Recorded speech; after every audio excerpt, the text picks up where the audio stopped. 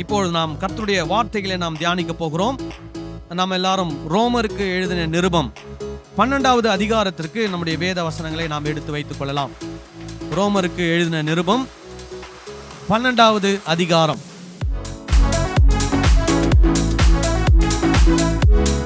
போன வாரத்திலே இந்த ரோமர் 12ஆம் அதிகாரத்திலே ஒரு சில வசனங்களை நாம் தியானித்தோம். அதுல குறிப்பா 2 வசனங்களை நான் உங்களுக்கு முக்கியத்துவப்படுத்தினேன். அதுக்கப்புறமா சில வசனங்களை உங்களுக்கு நான் காண்பித்தேன். என்ன அப்படின்னா, இங்கே பொதுவாக இந்த ரோமர் 12:1-2 வசனங்களுக்கு பலவிதமான தவறான விளக்கங்கள் இன்றைக்கு கொடுக்கப்படுகிறது. சரி, இந்த வசனங்களுடைய சரியான அர்த்தம் என்ன என்பதை தான் நம்ம இன்றைக்கு என்ன பண்ணுகிறோம், போன வாரம் தியானித்தோம், இந்த வாரம் தியானிப்போம்.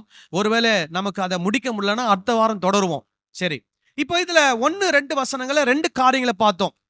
உங்களை நீங்கள் ஜீவ பலியாக என்ன பண்ண வேண்டுமாம், ஒப்பு கொடுக்க வேண்டும். அப்படின்னா என்ன, நம்முடைய சரீரம் முழுவதும் தேவனுக்கு ஜீவ பலியா என்ன பண்றோம், ஒப்பு கொடுக்கிறோம். அப்படின்னா என்ன அர்த்தம், இந்த சரீரத்தில் இருக்கிற என்னுடைய கண்கள், என்னுடைய மூளை, என்னுடைய சிந்தை, என்னுடைய செயல், என்னுடைய உணர்வு எல்லாவற்றையும் முழுமையாக நான் யாருக்கு அர்ப்பணிக்கிறேன், இயேசுவுக்கு அர்ப்பணிக்கிறேன். நான் முழுமையாக அவருக்கு பிரியமாக நான் என்ன பண்ணுவேன், வாழுவேன் என்று நான் ஒப்பு கொடுக்கிறேன். எப்படி அவர் சொல்றாரு, சகோதரரே நீங்கள் உங்கள் சரீரங்களை பரிசுத்தமும் தேவனுக்கு பிரியமுமான ஜீவ பலியாக என்ன பண்ணுமா, ஒப்பு கொடுக்கணும். அப்போ நம்முடைய சரீரம் எப்படி இருக்கணும், பரிசுத்தமா இருக்கணும். பரிசுத்தம் அப்படின்னா என்ன அர்த்தம், நன்மை செய்யணும், தீமை செய்யக்கூடாது. அப்போ நம்முடைய சரீரத்தின் மூலமா என்ன செய்ய வேண்டும், நன்மை செய்ய வேண்டும். நம்முடைய சரீரத்தின் மூலமா என்ன செய்யக்கூடாது, தீமை செய்யக்கூடாது. அதாவது சிலர் நினைப்பாங்க, நான் எந்த சரீரத்தினா யாருக்குமே என்ன பண்றதில்ல, தீமை செய்யறதில்ல.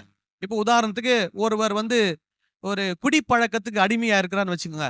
அவர் என்ன சொல்வார்னா, நான் குடிக்கிறேன், இதனால யாருக்கும் இல்ல, யாருக்கும் எந்த தீமையும் இல்ல அப்படின்னு சொல்லுவார். அந்த குடிக்கிற அந்த பாட்டில் என்ன போட்டிருப்பாங்க, alcohol drinking is injurious to health. யாருடைய ஹெல்த்துக்கு, குடிக்கிறாரு அவருடைய ஹெல்த்துக்கு. அப்போ அவர் என்ன பண்றாரு, தனக்கு என்ன பண்றாரு, தீமையை வருவித்துக் கொள்கிறார். இப்ப ஆண்டவருடைய வசனம் என்ன சொல்லுது, உன்னிடத்தில் நீ அன்பு கூறுகிறது போல. அப்படின்னா நம்ம இடத்துல நம்ம என்ன பண்ணணும், அன்பு கூறணும். அப்போ நம்மிடத்துல நாம் அன்பு கூர்ந்தால் நம்முடைய சரீரத்தை கெடுக்கக்கூடிய எந்த ஒரு காரியத்தை என்ன பண்ண மாட்டோம், செய்ய மாட்டோம். அப்போ நமக்கு தீமை விளைவிக்க ஒரு காரியத்தை நாம் முதல்ல என்ன பண்ணக்கூடாது, செய்யக்கூடாது. அதுக்கப்புறமா மற்றவர்களுக்கு தீமை விளைவிக்கக்கூடிய எந்த ஒரு காரியத்தை என்ன பண்ணக்கூடாது, செய்யக்கூடாது. அப்படி நாம செய்வோமானால் நாம் எப்படி வாழுகிறோம், பரிசுத்தமாய் வாழுகிறோம். அடுத்தது தேவனுக்கு பிரியமாய் வாழ வேண்டும். அல்லேலூயா. இப்ப வேதத்துல நம்ம வாசிக்கும் போது ஆண்டவர் தமக்கு எது பிரியம், தமக்கு எது பிரியம் இல்லை என்று என்ன பண்ணியிருக்கிறார், சொல்லி இருக்கிறார். அப்போ அந்த எதெல்லாம் தேவனுக்கு பிரியமானதோ அதை என்ன பண்ண வேண்டும், நாம் செய்ய வேண்டும். எதெல்லாம் தேவனுக்கு பிரியம் இல்லையோ அதை நாம் என்ன பண்ணக்கூடாது, செய்யக்கூடாது. இப்போ நம்ம தொடர்ந்து வாசிக்கும் போது அதெல்லாம் பவுல் என்ன பண்ணியிருக்கிறாரு, பின்னாடி வர்ற வசனங்கள்ல எழுதி வச்சிருக்கிறார். சரிங்களா. அப்புறம் அடுத்தது பார்த்தோம் 2வது வசனத்துல என்ன சொல்றாரு, இந்த உலகத்திற்கு ஒத்த வேஷம் தெரியாமல். அப்படின்னா என்ன அர்த்தம், இந்த உலகத்தை இருக்கிறவர்கள் போல நாம் என்ன பண்ணக்கூடாது, நடந்து கொள்ளக்கூடாது. அப்ப இந்த உலகத்துல இருக்கிறது மாதிரி நம்ம என்ன பண்ணக்கூடாது, இருக்கக்கூடாது. அல்லது இந்த உலகத்து மனிதர்கள் எப்படி சிந்திப்பார்களோ, இந்த உலகத்து மனிதர்கள் எப்படி பேசுவார்களோ, இந்த உலகத்து மனிதர்கள் எப்படி நடந்து கொள்வார்களோ, அது போல தேவ பிள்ளைகள் என்ன பண்ணக்கூடாது, இருக்கக்கூடாது. ஆனா அதுக்கு வேற ஒரு விளக்கத்தை கொடுத்துட்டாங்க. இந்த உலகத்துல இருக்கிறவங்க எல்லாம் பேண்ட் போடுறாங்க, ஜீன்ஸ் பேண்ட் போடுறாங்க. நம்ம கிறிஸ்தவங்க என்ன பண்ணக்கூடாது, ஜீன்ஸ் பேண்ட் போடக்கூடாது. ஒரு முறை நான் ஜீன்ஸ் பேண்ட் போட்டு ஒரு பாஸ்டரை சந்திக்க போனேன். முதல்ல அவர் ஷாக் ஆயிட்டார். என்ன ஷாக் ஆயிட்டார்னா, ஐயோ பாஸ்டர் அப்படின்னாரு. என்னய்யா அப்படின்ன, ஜீன்ஸ் பேண்ட் போட்டிருக்கிறீங்க அப்படின்னாரு. ஏன்யா பாஸ்டர் ஜீன்ஸ் பேண்ட் போடக்கூடாதா? ஐயோ அது எப்படி, உலகத்தான் என்ன போட்டிருக்கிறான், ஜீன்ஸ் பேண்ட் போட்டிருக்கிறான். நீங்க பாஸ்டர் ஆச்சே, நீங்க எப்படி ஜீன்ஸ் பேண்ட் போடலாம்? இது இந்த வசனத்தினுடைய விளக்கம் கிடையாது. இந்த வசனத்துடைய விளக்கம் என்னன்னா, இந்த உலகத்தார் எப்படி செயல்படுகிறார்கள், அதாவது செயல்படுகிறார்கள்னா எப்படிப்பட்ட சிந்தை உள்ளவர்களாய் இருக்கிறார்கள், எப்படிப்பட்ட பார்வை உள்ளவர்களாய் இருக்கிறார்கள், எப்படிப்பட்ட பேச்சுக்களை பேசுகிறார்கள், எப்படி மற்றவர்களை நடத்துகிறார்கள், அந்த மாதிரி நாம் என்ன பண்ணக்கூடாது, செயல்படக்கூடாது. அதையும் பவுல் பின்னாடி இருக்கக்கூடிய வசனங்கள் என்ன பண்றாரு, சொல்லுகிறார். அப்போ கிறிஸ்தவர்கள் எப்படி இருக்கணும் அப்படின்னா, உங்கள் மனம் புதிதாகிறதுனாலே நீங்கள் என்ன ஆக வேண்டுமாம், மறுரூபமாக வேண்டும். இப்போ பாருங்க, மனம் என்ன ஆகணுமா, புதிதாக வேண்டும். அல்லேலூயா. மனம் எப்படி புதிதாகும்? வேத வசனங்களை நாம் படிக்க படிக்க படிக்க, கற்றுக்கொள்ள கற்றுக்கொள்ள கற்றுக்கொள்ள நம் மனம் என்னாகும், புதிதாகும். இப்போ ஏன்னு கேட்டீங்கன்னா, நீங்க இந்த உலகத்துல இருக்கும்போது அல்லது இயேசுவை ஏற்றுக்கொள்வதற்கு முன்பதாக இருந்த உங்க வாழ்க்கையில என்னென்னமோ உங்க மனதில் என்ன பண்ணுது, இருந்தது. அப்போ நீங்க இயேசுவை ஏற்றுக்கொண்ட பின்பு அந்த மனதில் இருக்கிறதெல்லாம் என்ன பண்ணும், உங்க விட்டு போனோம், கொஞ்சம் கொஞ்சமா போனோம். எது போனோம் அது போனோம், எது உள்ள வரணுமோ அது என்ன பண்ணணும், உள்ள வரணும். எது உள்ள வரணும், வேத வசனம் என்ன பண்ணணும், உள்ள வரணும். இந்த உலகத்துல ஏற்கனவே வாழும்போது எதெல்லாம் மனதில் இருந்ததோ அதெல்லாம் உங்க மனதை விட்டு என்ன பண்ணணும், போகணும். அப்போதான் நீங்க என்ன ஆக முடியும், மறு ரூபமாக முடியும். மறு ரூபம் என்று சொல்லும் போது உங்களுக்கு ஒரு உதாரணம் சொன்னேன். ஒரு புழு என்னவா மாறுது, பட்டாம்பூச்சியா மாறுது. அப்போ நான் என்ற மனிதன் யாரை போல மாறணும், இயேசுவை போல மாற வேண்டும். ஹல்லேலூயா. அப்ப அந்த மனம் புதிதாகணும்னா என்னென்னலாம் பண்ணணும் அப்படின்னு கீழே இருக்கக்கூடிய வசனங்கள்ல சொல்றார். போன வாரம் நம்ம பார்த்தோம் 3ஆம் வசனத்திலிருந்து 8ஆம் வசனம் வரை. அப்ப மனம் புதிதாக வேண்டும் என்றால் என்ன சொல்றார்னா, நீங்கள் உங்களை தாழ்மைப்படுத்த வேண்டும் என்று சொல்றார். சுருக்கமா சொல்லணும்னா, உங்களை நீங்க என்ன பண்ணுமா, தாழ்மைப்படுத்த வேண்டும். அதுக்கு என்ன சொல்றாரு, உங்களை நீங்கள் எண்ண வேண்டியதற்கு மிஞ்சி என்ன பண்ணாதீங்க, எண்ணாதீங்க. உங்களுக்கு ஆண்டவர் என்ன வரங்களை கொடுத்திருக்கிறாரோ அதை மற்றவருடைய பிரயோஜனத்திற்காக திருச்சபையில் என்ன பண்ணுங்க, பயன்படுத்துங்க. சோ அதுல என்னென்னலாம் வரங்களை ஆண்டவர் கொடுத்திருக்கிறாருன்னு சொல்றாரு. நமக்கு அருளப்பட்ட 6ஆம் வசனம், அருளப்பட்ட கிருபையின்படியே நாம் வெவ்வேறான வரங்கள் உள்ளவர்களானபடியினாலே நம்மிலே தீர்க்க தரிசனம் சொல்லுகிற வரத்தை உடையவன் விசுவாச பிரமாணத்துக்கு ஏற்றதாக என்ன பண்ண கடவன், சொல்ல கடவன். ஊழியம் செய்கிறவன் ஊழியத்திலும், போதிக்கிறவன் போதிக்கிறதிலும், புத்தி சொல்லுகிறவன் புத்தி சொல்லுகிறதிலும் தரித்திருக்க கடவன்.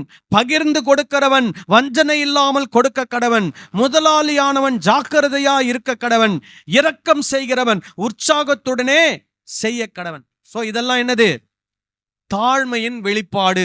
அதாவது நான் எல்லாருக்கும், நானும் இந்த சபையில் இருக்கிற எல்லாரும் சமம் என்ற உணர்வு எனக்கு இருக்குமானால், எனக்கு ஆண்டவர் கொடுத்திருக்கிற வரத்தை திருச்சபையினுடைய ஆசீர்வாதத்துக்காக நான் என்ன பண்ணுவேன், பயன்படுத்துவேன். நான் சிலர் எப்படின்னா, அவங்களுக்கு ஆண்டவர் கொடுத்திருக்கிற வரத்தை திருச்சபையினுடைய பிரயோஜனத்துக்கு பயன்படுத்த மாட்டாங்க, தங்களுடைய பிரயோஜனத்துக்கு என்ன பண்ணுவாங்க, பயன்படுத்தி கொள்வாங்க.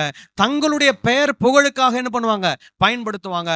ஆனா வேத வசனம் சொல்லுகிறது, நீங்கள் சபையினுடைய பிரயோஜனத்துக்காக என்ன பண்ண வேண்டும், பயன்படுத்த வேண்டும். அப்படின்னா என்ன, சுய நல்லம் உள்ளவளா என்ன பண்ணக்கூடாது, வாழக்கூடாது. இப்ப பவுல் என்ன சொல்ல வராரு, அந்த காலத்துல ரோமாபுரியில அந்த உலகத்துல வாழ்ந்தவர்கள் சுயநலம் உள்ளவர்களாய் வாழ்ந்தார்கள்.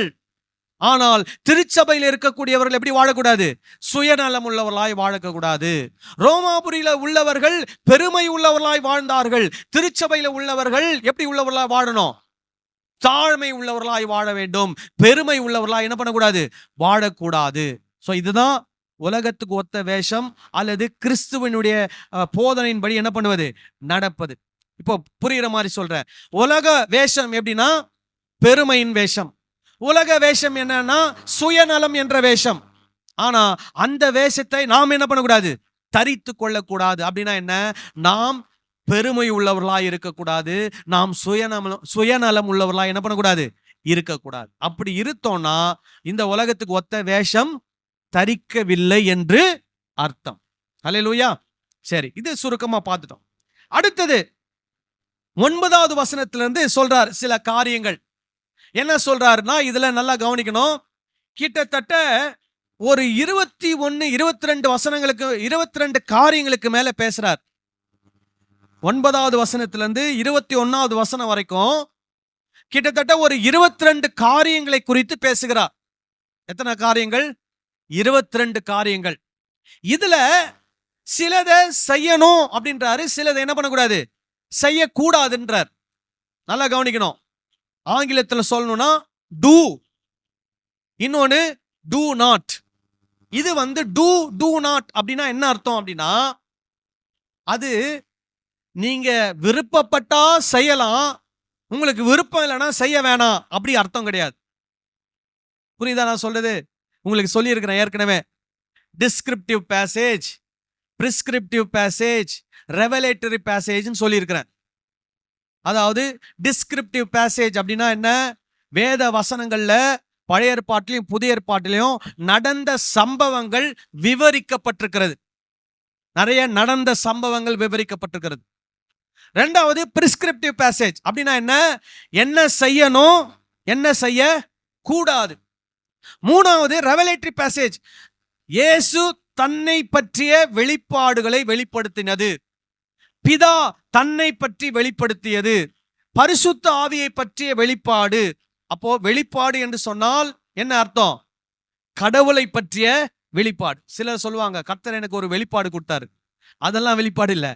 கடவுள் தன்னை பற்றி என்ன வெளிப்படுத்தி இருக்கிறாரோ அது பேர் தான் என்னது? வெளிப்பாடு. தேவன் தன்னை பற்றி வெளிப்படுத்தியது. உதாரணம் சொல்லணும்னா, ஆபிரகாமுக்கு ஆண்டவர் சொல்லுகிறார், நான் சர்வ வல்லமையுள்ள தேவன். அப்போ ஆண்டவர் தன்னை பற்றிய ஒரு வெளிப்பாடை யாருக்கு கொடுக்கிறார்? ஆபிரகாமுக்கு கொடுக்கிறார். அது 100க்கு 100% ஆண்டவரை பற்றியது. ஆண்டவரே தன்னை பற்றி சொல்லுவது. புரியுதுங்களா நான் சொல்றது? இப்ப இயேசு சொல்றாரு, நானே வழியும் சத்தியமும் ஜீவனுமாய் இருக்கிறேன் அப்படின்றார். இது யாரை பற்றிய வெளிப்பாடு? இயேசு கிறிஸ்துவை பற்றிய வெளிப்பாடு. அதே மாதிரி இயேசு பரிசுத்த ஆவியை பற்றி பேசுகிறார். யோவான் 14:16 14ஆம் அதிகாரம் 16ஆம் அதிகாரத்தை நீங்க வாசித்தீங்கன்னா, அங்கே பரிசுத்த ஆவியானவர் என்ன செய்வார் என்று என்ன பண்றாரு? இயேசு பரிசுத்த ஆவியை பற்றி வெளிப்படுத்துகிறார். சரி, இதுதான் descriptive passage, prescriptive passage, revelatory passage. இப்போ நம்ம பார்க்க போறது என்னது? டிஸ்கிரிப்டிவா, பிரிஸ்கிரிப்டிவா, ரெவலேட்டரியா? பிரிஸ்கிரிப்டிவ் அப்படின்னா என்ன? என்ன செய்யணும், என்ன செய்யக்கூடாது. நான் ஏற்கனவே சொல்லிட்டேன், பவுலுடைய நிருபம் 2 பகுதி. ஒன்னு ஆர்த்தோடாக்சி, இன்னொன்னு என்னது? ஆர்த்தோபிராக்சி. ஆர்த்தோடாக்சினா என்ன? தேவன் என்ன செய்தார், இயேசு என்ன செய்தார், மக்கள் எப்படி இருந்தார்கள், இயேசு கிறிஸ்துவினுடைய ரத்தம் எப்படி மக்களுடைய பாவங்களை மன்னிக்கிறது, இதெல்லாம் என்ன பண்ணிட்டாரு? சொல்லி வந்துட்டார். இப்போ நீங்கெல்லாம் பாவங்கள் மன்னிக்கப்பட்டு தேவனோடு இணைக்கப்பட்டு ஒரு புது மனுஷனாக கிறிஸ்துவுக்குள் என்ன பண்றீங்க? இருக்கிறீங்க. அப்படி இருக்கிற நீங்க எப்படி வாழ வேண்டும், அதுதான் 2வது பகுதி. எப்படி செயல்பட வேண்டும், அதுதான் 2வது பகுதி. அப்ப இந்த ரோமர்ல 1லிருந்து 11ஆம் அதிகாரம் வரைக்கும் தேவன் என்ன செய்தார், இயேசு என்ன செய்தார், உங்களுக்கு என்ன நடந்திருக்கிறது என்பதையெல்லாம் சொல்லிட்டார். இப்போ 12ஆம் அதிகாரத்திலிருந்து நீங்க எப்படி நடக்கணும், நீங்க எப்படி செயல்படணும் அப்படின்றத என்ன பண்றாரு? சொல்றார். அதுலதான் முதல் பகுதியில் நாம் பார்த்தோம், உங்களை ஜீவ பலியா என்ன பண்ணுங்க? ஒப்பு கொடுங்க. உங்க மனம் என்ன ஆகணும்? புதிதாகணும். உங்க வரங்களை திருச்சபைக்கு பிரயோஜனமா என்ன பண்ணுங்க? பயன்படுத்துங்க அப்படின்னு சொல்லிட்டார்.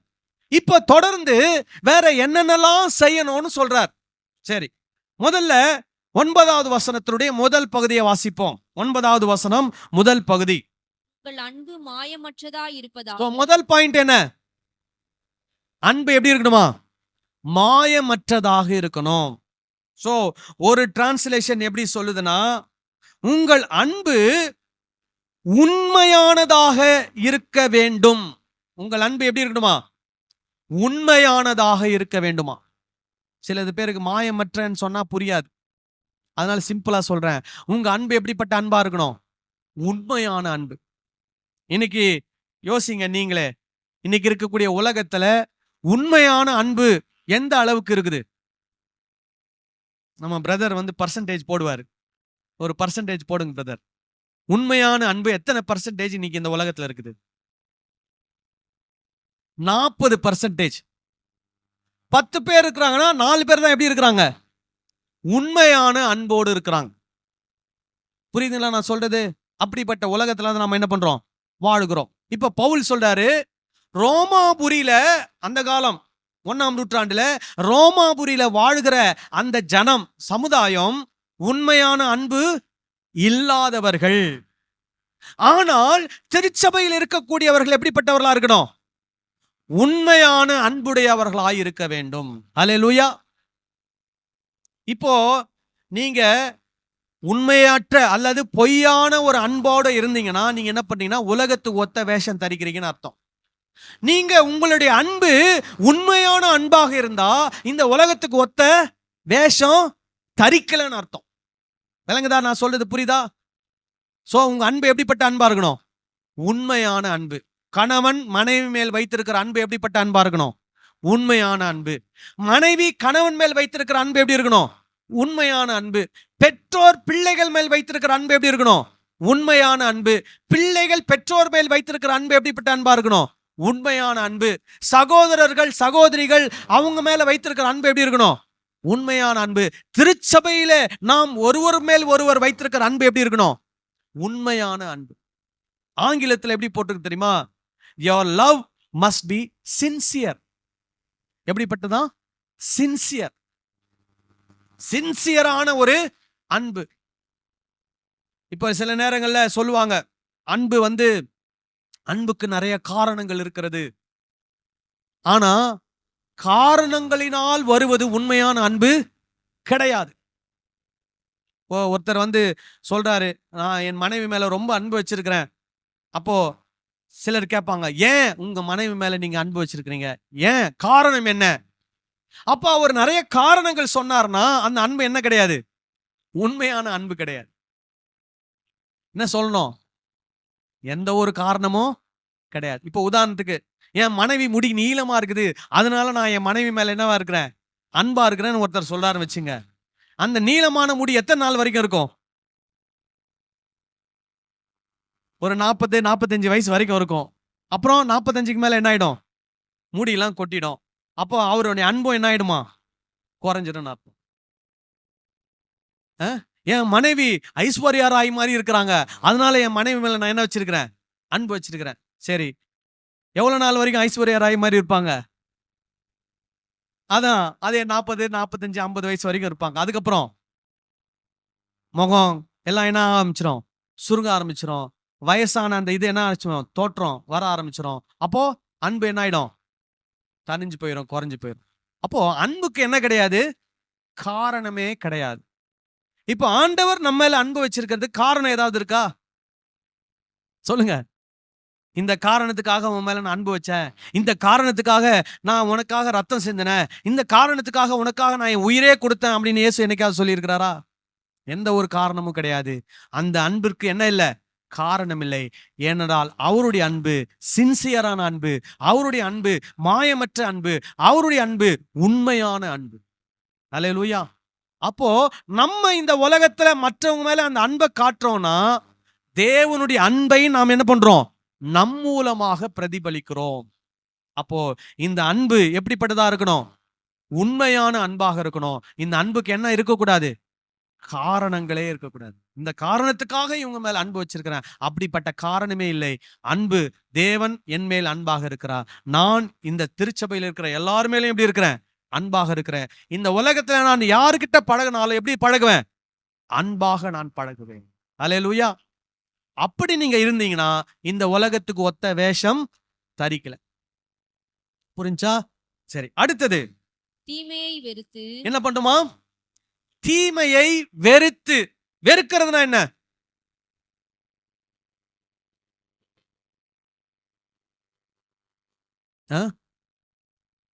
தீமையை வெறுக்கிறதுனா என்ன? சொல்லுங்களேன். ஒன்னும் உங்களுக்கு சிலருக்கு உப்புமா பிடிக்காது. அன்னைக்கு காலையில உங்களுக்கு டிஃபன் உப்புமா கொடுத்தா எப்படி இருக்கும்? வெறுப்பா இருக்கும், கடுப்பா இருக்கும், வாய்க்குள்ள என்ன பண்ணாது? இறங்காது. அந்த மாதிரி எது இருக்கணுமா? தீமை. அப்போ அந்த தீமை மேல உங்களுக்கு என்ன வரணும்? வெறுப்பு வரணும். அப்புறம் பாருங்க, தொடர்ந்து சொல்றாரு, நன்மையை பற்றி கொண்டு நன்மையை என்ன பண்ணுங்கள்? பற்றி கொண்டிருங்கள். பற்றி கொண்டிருங்கள்னா என்ன அர்த்தம்னா, ஆங்கிலத்தில் எப்படி போட்டிருக்குன்னா, cling to what is good. Cling அப்படின்னா அதை என்ன பண்ணிக்கணுமா? பிடிச்சுக்கணுமா? எதை பிடிச்சுக்கணும், எதை விட்டுடணும்? தீமைய வெறுத்துட்டு எதை பிடிச்சுக்கணும்? நன்மையை பிடிச்சுக்கணும். சிலர் நன்மையை விட்டுடுறாங்க, எதை பிடிச்சுக்கிறாங்க? தீமையை பிடிச்சு. இப்போ நீங்க நன்மையை விட்டுட்டு தீமையை பிடிச்சுக்கிட்டீங்கன்னா நீங்க இந்த உலகத்துக்கு ஒத்த வேஷம் தரிக்கிறீங்க. ஆனா தீமையை வெறுத்துட்டு நன்மையை பிடிச்சுக்கிட்டீங்கன்னா நீங்க இந்த உலகத்துக்கு ஒத்த வேஷம் தரிக்கல. அல்லேலூயா. அப்ப என்ன பண்ணணும்? தீமையை வெறுக்கணும். எதை பிடிச்சுக்கணும்? நன்மையை பற்றி கொள்ள வேண்டும். அல்லேலூயா. அப்போ உங்க வாழ்க்கையில நீங்க எந்த சூழ்நிலை இருந்தாலும், எந்த இடத்துல இருந்தாலும், எந்த நபர்கிட்ட இருந்தாலும், நீங்க அந்த நபருக்கு அந்த சூழ்நிலையில என்னதான் செய்யணும்? நன்மை மாத்திரம் தான் செய்யணும். என்ன செய்யக்கூடாது? தீமைகளை யாருக்கும் செய்யக்கூடாது. ஆனா இந்த உலகம் எப்படி செயல்படுது? எப்படிப்பட்ட உலகம்? தீமை நிறைந்த உலகம். நாம் நன்மை செய்தாலும் நமக்கு என்ன செய்வாங்க? ஜனங்கள் தீமை செய்வார்கள். ஒரிசாவில் ஒரு மிஷினரி ஒருத்தர் இருந்தார், கிரஹாம் ஸ்டெயின்ஸ் என்று சொல்லக்கூடிய மிஷினரி. உங்க எல்லாருக்கும் தெரிஞ்சிருக்கும். அந்த ஒரிசாவிலே இருக்கக்கூடிய குஷ்டரோகிகளை போய் சந்தித்து அந்த குஷ்டரோகிகளுக்கு மருந்து போட்டு காயங்களை கட்டி அவர்களுக்கு ட்ரீட்மெண்ட் கொடுத்தவர். அவர் என்ன செஞ்சார்? தீமை செஞ்சாரா, நன்மை செஞ்சாரா? நன்மை செய்தார். யாருக்கு செய்தார்? அந்த ஒரிசாவில் இருக்கக்கூடிய மக்களுக்கு. அவங்கள தேடி யாருமே என்ன பண்ணல, வரல. அவங்களாம் ஒதுக்கப்பட்டவங்க, அவங்க சமுதாயத்தால் புறக்கணிக்கப்பட்டவங்கள. அவங்கள தேடி வெளிநாட்டுல இருந்து டிராவல் பண்ணி என்னங்க வந்திருக்கிறாரு? அந்த ஊருக்கு வந்து அந்த சூழ்நிலையில, கொசுக்கடியில, அந்த சுத்தமில்லாத தண்ணி, சுத்தமில்லாத சூழ்நிலை மத்தியில அவர் குடும்பமா வந்து ஒரு இடத்துல தங்கி இருந்து அங்க இருக்கக்கூடிய ஜனங்களுக்கு என்ன செய்யறார்? நன்மை செய்யறார். ஆனா அந்த ஊர்ல இருக்கிற ஜனங்கள் சிலர் என்ன செஞ்சிட்டாங்க? அவருக்கு தீமை செய்து விட்டார்கள். என்ன தீமை செய்து விட்டார்கள்? அவரையும் 2 மகன்களையும் ஒரு ஜீப்ல வச்சு உயிரோட வச்சு என்ன பண்ணிட்டாங்க? கொளுத்திட்டாங்க. இதுதான் என்னது? இந்த உலகம் செயல்படக்கூடிய மனநிலை. அப்போ நீங்களும் அதே மாதிரி செயல்பட்டீங்கன்னா நீங்க இந்த உலகத்துக்கு ஒத்த வேஷம் தரிக்கிறீங்க. சோ நம்ம எப்படி வாழணும்? நமக்கு சிலர் நன்மை செய்தாலும் தீமை செய்தாலும் நாம் எதை வெறுக்க வேண்டும்? தீமையை வெறுக்க வேண்டும். நாம் எதை பற்றி கொள்ள வேண்டும்? நன்மை மாத்திரமே பற்றி கொள்ள வேண்டும். அல்லேலூயா. ஏன்னா சில நேரம் நாமளும் மனுஷர் தான். நமக்கும் என்ன தோணும்? அவன் என்ன 4 வார்த்தை கேட்டான், நான் போய் என்ன பண்ண போறேன்? 40 வார்த்தை கேட்க போறேன். ஆனா கொஞ்ச நேரம் உட்கார்ந்து யோசிக்கணும். இல்ல அது நன்மையா தீமையா? அது என்னதான்? தீமைதான். அதனால நான் எதை பற்றி கொள்வேன்? நன்மையை பற்றி கொள்வேன். எதை வெறுப்பேன்? தீமையை வெறுப்பேன். அல்லேலூயா.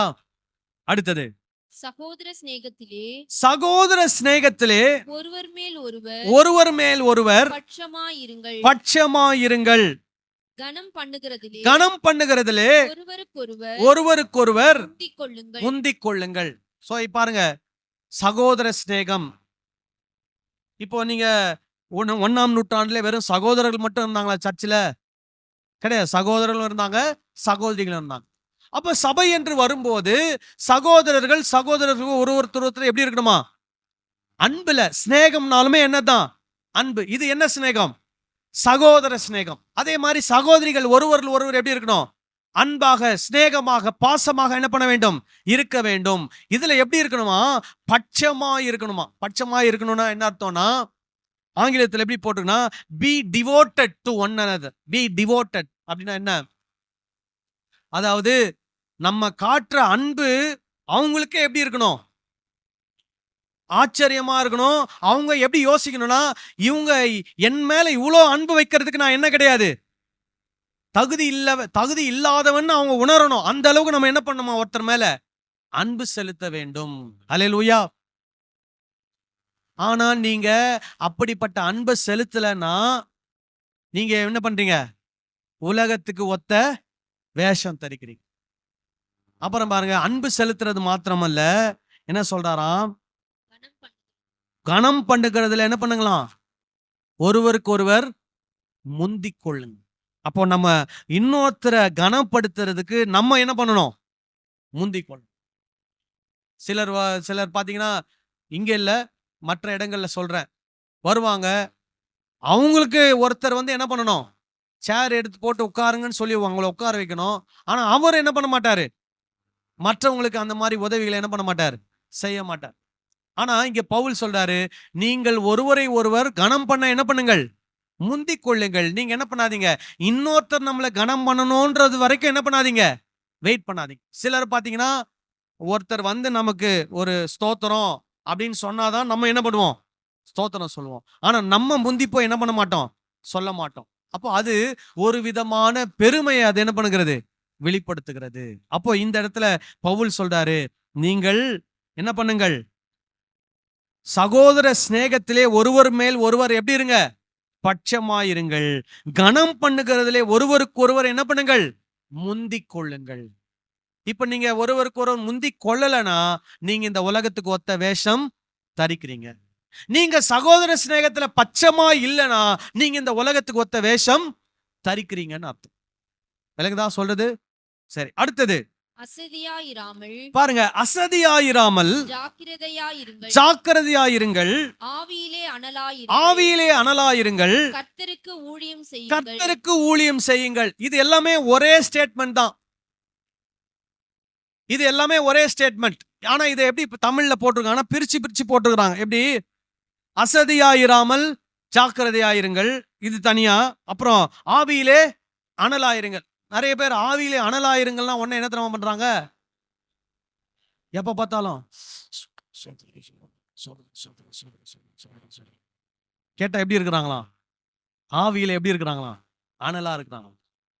சிலர் பாத்தீங்கன்னா ரூம்ல போயிட்டு ஜெபம் பண்ணுவாங்க. எப்படி ஜெபம் பண்ணுவாங்கன்னா, ஃபேன் எல்லாத்தையும் ஆஃப் பண்ணிடுவாங்க. அப்படியே ஜெபம் பண்ணி அப்படியே என்ன பண்ணணும், வேர்த்து ஊத்தி ட்ரெஸ் எல்லாம் ஈரமாயிடணும். அப்படின்னா என்ன அர்த்தம், ஆவியில் எப்படி இருக்கிறாங்க, அனலா இருக்கிறாங்க. இப்போ அது அப்படி சொல்லல பவுல். நான் உங்களுக்கு இங்கிலீஷ்ல வாசிக்கிறேன், அப்போ உங்களுக்கு புரியும். பாருங்க, இங்கிலீஷ்ல எப்படி போட்டிருக்கு அப்படின்னா, never be lacking in zeal but keep your spiritual fervor serving the Lord. Keep your spiritual fervor serving the Lord அப்படின்னு போட்டிருக்குது. ஸோ இதுல முக்கிய நோக்கமே என்னன்னா, தேவனுக்கு ஊழியம் செய்யுங்கள், தேவனுக்கு சேவை செய்யுங்கள். அதுதான் முக்கியம் இதுல, இந்த ஸ்டேட்மெண்ட்ல. அந்த தேவனுக்கு சேவை செய்வதில் அல்லது தேவனுக்கு ஊழியம் செய்வதில் எப்படி இருக்கணும்னா, அசதியாயிராமல் ஜாக்கிரதையா இருக்கணும். தேவனுக்கு ஊழியம் செய்வதில் எப்படி இருக்கணும், ஆவியிலே அனலா இருக்கணும். அப்படின்னா என்ன, சோர்ந்து போயிடக்கூடாது, என்ன சொல்லுது, சோம்பேறித்தனமா என்ன பண்ணக்கூடாது, இருக்கக்கூடாது. இதை உங்களுக்கு புரிஞ்சுக்கிற மாதிரி நான் சொல்றேன். அசதியாயிராமல் ஜாக்கிரதையாயிருந்து ஆவியிலே அனலாயிருந்து கர்த்தருக்கு ஊழியம் செய்யுங்கள். புரியுதா? இப்போ மறுபடியும் சொல்றேன், அசதியாயிராமல் ஜாக்கிரதையாயிருந்து அப்படின்னா சோம்பேறியா இல்லாம சுறுசுறுப்பா இருந்து, ஆவியிலே அனலாயிருந்து அப்படின்னா என்ன, உற்சாகமாயிருந்து கர்த்தருக்கு என்ன பண்ணுங்கள், ஊழியம் செய்யுங்கள், கர்த்தருக்கு சேவை செய்யுங்கள். இப்போ நீங்க 1ஆம் நூற்றாண்டுல எடுத்துக்கோங்க, ஊழியம் செய்வதில் ஒரு சோர்வு வந்தது, ஒரு அசதி வந்தது, ஒரு தளர்வு வந்தது. எதனால? அந்த 1ஆம் நூற்றாண்டிலே நடந்த உபத்திரவத்தினாலே. சாதாரண உபத்திரம் அல்ல, மகா பெரிய உபத்திரவம். கிறிஸ்தவர்கள் கொல்லப்பட்டார்கள், கூண்டு கூடாக கொளுத்தப்பட்டார்கள், இந்த துஷ்ட மிருகங்களுக்கு இரையாக படைக்கப்பட்டார்கள். அரசாங்கமே கிறிஸ்தவர்களுக்கு எதிராக செயல்பட்டது. அப்படிப்பட்ட ஒரு சூழ்நிலை. அப்படிப்பட்ட சூழ்நிலையில ஆண்டவருக்கு எப்படி ஊழியம் செய்ய முடியும்? போய் எப்படி இயேசுவே மெய்யான தெய்வம் என்று சொல்லி எப்படி தைரியமா அறிவிக்க முடியும்? அப்போ என்ன ஆகுது, ஒரு சுணக்கம் ஏற்படுகிறது, ஒரு தளர்வு ஏற்படுகிறது, ஒரு சோம்பல் ஏற்படுகிறது. அப்போ பவுல் சொல்றாரு, நீங்க இப்படி என்ன பண்ணக்கூடாது, இருக்கக்கூடாது. கர்த்தருக்கு ஊழியம் செய்வதிலே எப்படி இருக்க வேண்டும், ஜாக்கிரதையா இருக்க வேண்டும். கர்த்தருக்கு ஊழியம் செய்வதில் எப்படி இருக்கணும், அனலா இருக்கணும். அப்படின்னா சொல்லுவாங்க, தீயா செயல்படணும்னு சொல்லுவாங்க. அப்படின்னா என்ன, ரொம்ப வேகமா உற்சாகமா சுறுசுறுப்பாக என்ன பண்ண வேண்டும், செயல்பட வேண்டும். இதுல இன்னொரு டிரான்ஸ்லேஷன் என்ன சொல்லுதுன்னு உங்களுக்கு சொல்றேன். 11வது வசனம், நீங்கள் கர்த்தருக்காக உழைக்க வேண்டிய காலத்தில் சோம்பேறியாக இராதீர்கள், அவருக்கு சேவை செய்வதிலே ஆவிப்பூர்வமாக இருங்கள். சோ என்ன சொல்றாருங்க? கர்த்தருக்கு உழைக்க வேண்டிய காலத்துல எப்படி இருக்கக்கூடாதா? சோம்பேறியா இருக்கக்கூடாதாம். அப்புறம் கர்த்தருக்கு சேவை செய்கிற காரியங்களிலே நீங்க எப்படி இருக்கணும்? ஆவியில உற்சாகமா இருக்கணும். சோ இது ரெண்டுமே எதை பற்றி பேசுகிறது? கர்த்தருக்கு சேவை செய்வதில், ஊழியம் செய்வதில் இதை குறித்து சொல்லுகிறது. இப்போ நீங்க பாருங்க, கர்த்தருக்கு சேவைனா நிறைய பேர் எப்படி எடுத்துக்கிறாங்கன்னா, இங்க வந்து நின்னு பிரசங்கம் பண்றதுதான் கர்த்தருக்கு செய்கிற சேவைன்னு நினைச்சுக்கிறாங்க. அப்படி கிடையாது. கர்த்தருடைய நாமத்தினாலே நாம் செய்யக்கூடிய ஒவ்வொரு நன்மையான காரியங்கள் என்னதான்? சேவைகள் தான். யோசித்து பாருங்க, வெளிநாடுகள்ல இருந்து அன்னை காலங்களில் நிறைய மிஷினரிகள் இந்தியாவுக்கு வந்தாங்க. இந்தியாவுக்கு வந்தவங்க எத்தனை பேரு தெருவா போய் பிரசங்கம் பண்ணாங்கன்னு நினைக்கிறீங்க? ஒரு சிலர் மட்டும்தான். ஒரு சிலர் மட்டும்தான் ஊர் ஊரா போய் பிரசங்கம் பண்ணவங்க. ஒரு சிலர் என்ன பண்ணாங்க தெரியுமா? ஆஸ்பத்திரி ஆரம்பிச்சாங்க, மருத்துவமனைகளை ஆரம்பித்தாங்க. ஒரு சிலர் நல்ல ஸ்கூல்களை ஆரம்பித்தார்கள். எப்படிப்பட்ட ஸ்கூல்கள் பாத்தீங்கன்னா, நார்மலா படிக்கிற பிள்ளைங்களுக்கு நல்ல ஸ்கூல், அதுவும் ஆங்கில வழி கல்வி கொண்டு வந்தாங்க. அப்புறம் கண்ணு தெரியாத பிள்ளைங்களுக்கு ஸ்கூல், காது கேட்காத வாய் பேச முடியாத பிள்ளைங்களுக்கு என்னது? ஸ்கூல். மனநிலை பாதிக்கப்பட்ட பிள்ளைங்களுக்கு என்னது? ஸ்கூல். இப்படிப்பட்ட காரியங்களை ஏற்படுத்தி இன்னைக்கு இருக்கக்கூடிய இந்தியாவிலே, தமிழ்நாட்டில் இருக்கக்கூடிய நிறைய பேரு இன்னைக்கு உயர்த்தப்பட்ட நிலைமைக்கு யார் காரணம்? அப்படிப்பட்ட மிஷனரிகள் காரணம். அல்லேலூயா. அவங்க என்னதான் செஞ்சாங்க? சமுதாயத்துக்கு நன்மை செஞ்சாங்க. அதே போலதான் நமக்கு ஆண்டவர் எப்படிப்பட்ட ஒரு ஊழியத்தை செய்ய வச்சிருக்கிறாரோ அந்த ஊழியத்தை நம்ம என்ன பண்ணணும்? உற்சாகமா, அனலா, அப்புறம் ஜாக்கிரதையா என்ன பண்ணணும்? அந்த ஊழியங்களை நாம் செய்ய வேண்டும். ஹல்லேலூயா. சரி, அப்படி செய்யலைன்னா நம்ம உலகத்துக்கு ஒத்த வேஷம் தரிக்கிறோம். ஹல்லேலூயா. சரி, அடுத்து நம்பிக்கையிலே சந்தோஷமாயிருங்கள். எப்படி? நம்பிக்கையில எப்படி இருக்கணுமா?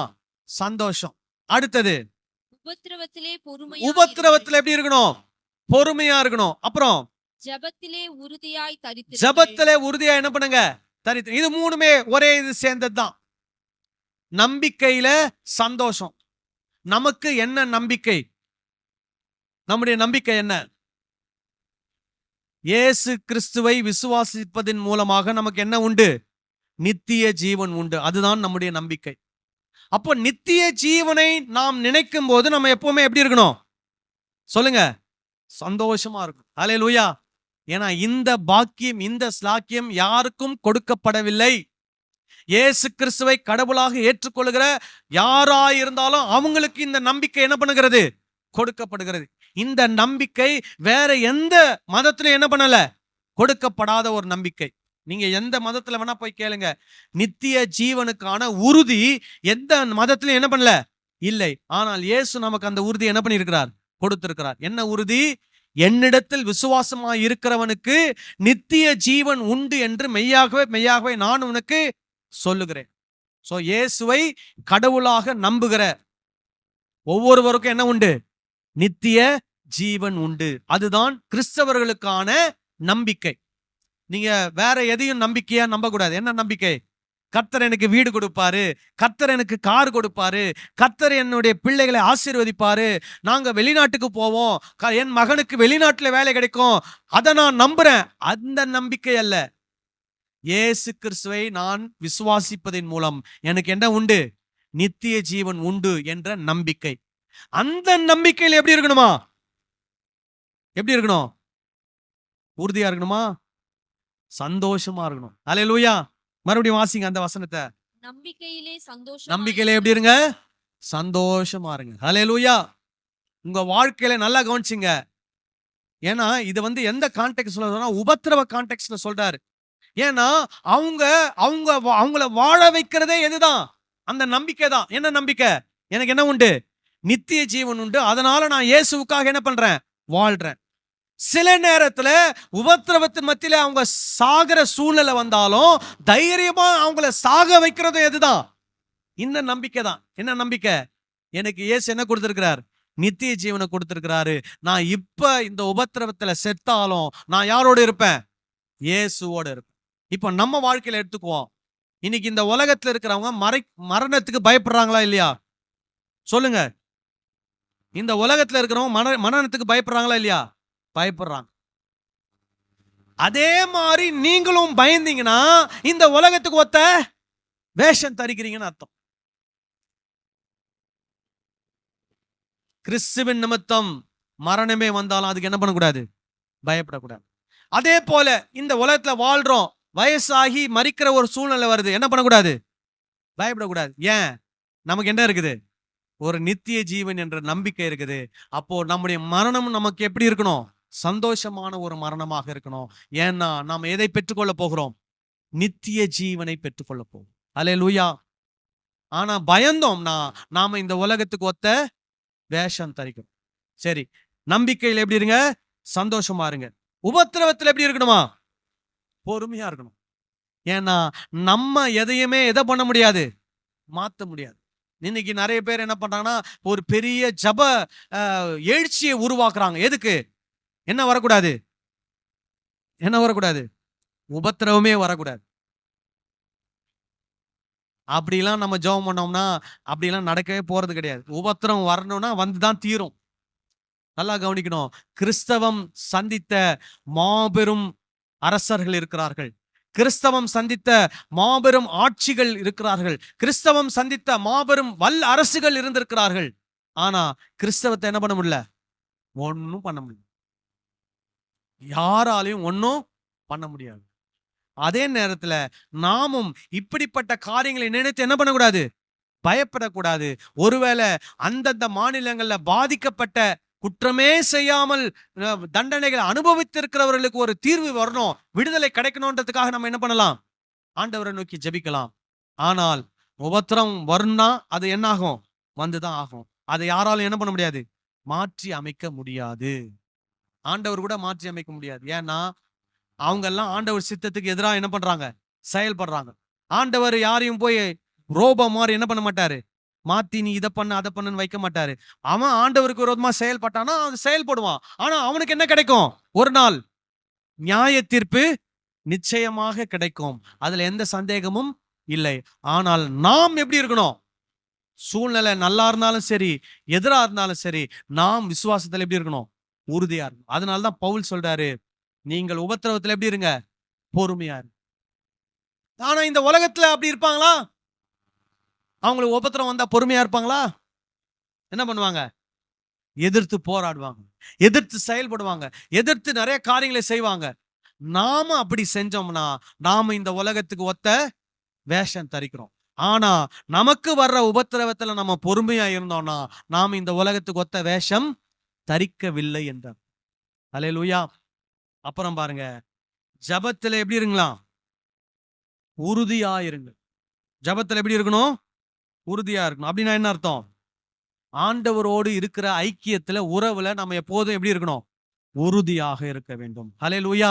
ஜபம் என்பது நாம் ஆண்டவரோடு வைத்திருக்கிற உறவினுடைய வெளிப்பாடு. அதுதான் ஜபம். அப்போ நம்ம உறுதியா இருக்கணும்னா ஆண்டவருடைய உறவுல எப்படி இருக்கணும்? உறுதியா இருக்கணும். ஆண்டவரோடு நாம் எப்போதும் என்ன பண்ணிட்டே இருக்கணும்? பேசிக்கொண்டு அவருடைய சத்தத்துக்கு நாம் என்ன பண்ணணும்? கீழ்ப்படிந்து செவி கொடுத்து நாம் நடக்க வேண்டும். ஹல்லேலூயா. அப்புறம் வேற என்ன சொல்லப்பட்டிருக்குது? பரிசுத்தவான்களுடைய குறைவில் அவர்களுக்கு உதவி செய்யுங்கள். என்ன பண்ணுமா? பரிசுத்தவான்களுடைய குறைவில் அவர்கள் என்ன பண்ண வேண்டும்?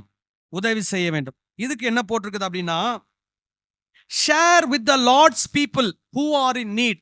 இங்க பரிசுத்தவான்கள் அப்படின்னா ஊழியர்கள் என்ற அர்த்தம் இல்ல. திருச்சபையில் இருக்கக்கூடிய ஒவ்வொரு நபர்களையும் அவர் என்ன பண்ணுகிறார்? குறிக்கிறார்.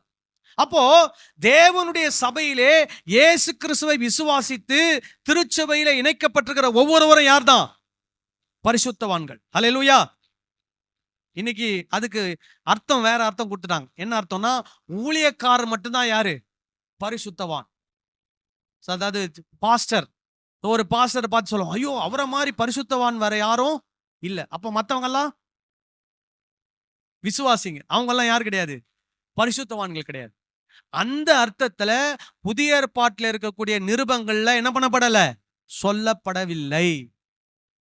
இப்போ உதாரணம் உங்களுக்கு இன்னொரு வசனத்தை கூட வாசிக்கலாம்.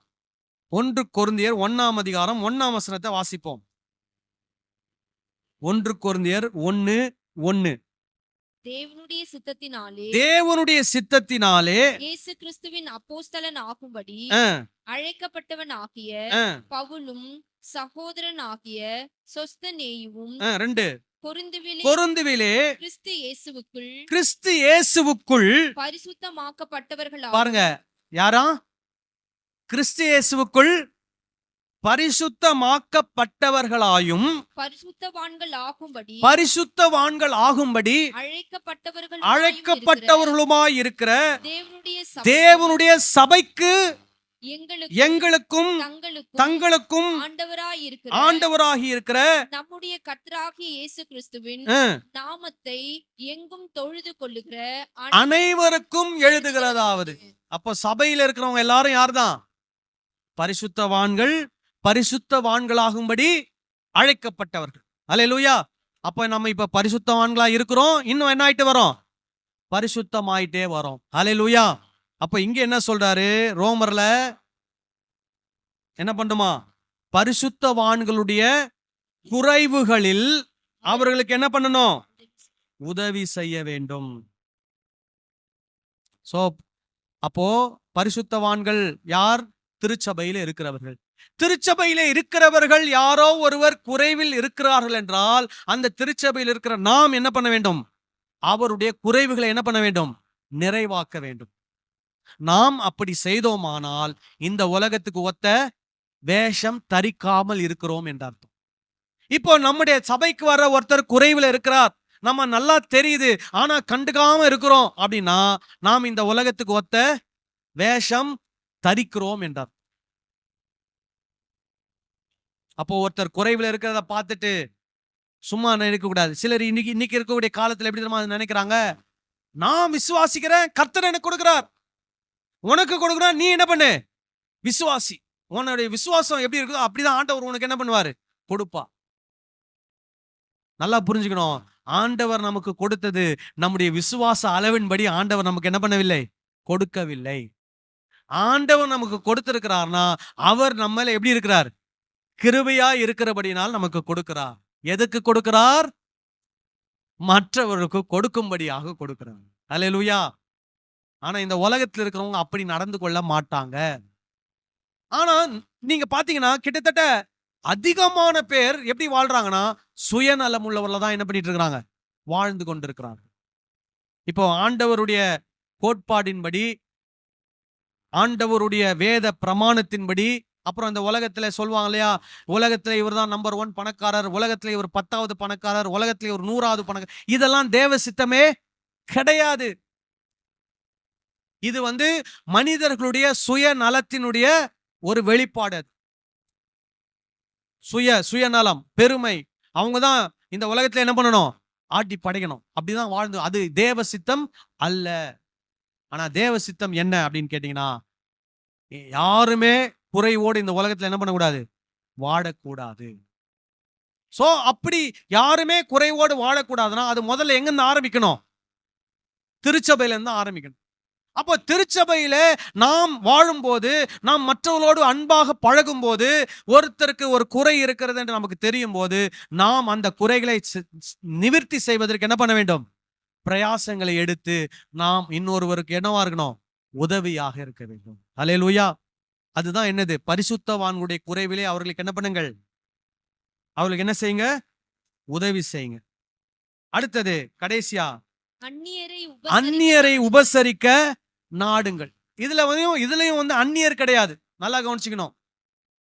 இதுல அந்நியர் சொல்லும் போது எப்படி சொல்றாருன்னா, மேல அயனம்பாக்கத்துல இருக்கக்கூடிய கிறிஸ்தவர்கள் உபத்திரவத்தினாலே இங்கிருந்து தப்பி முகப்பேருக்கு ஓடி போகும்போது இவங்க யாரு? அவங்களுக்கு அந்நியர். அப்போ முகப்பேர்ல இருக்கக்கூடிய கிறிஸ்தவர்கள் என்ன பண்ணணும்னா, அயனம்பாக்கத்துல இருந்து இந்த உபத்திரவத்துல தப்பிச்சு ஓடி வர கிறிஸ்தவர்களை என்ன பண்ணணும்? உபசரிக்கணும். அப்படின்னா என்ன?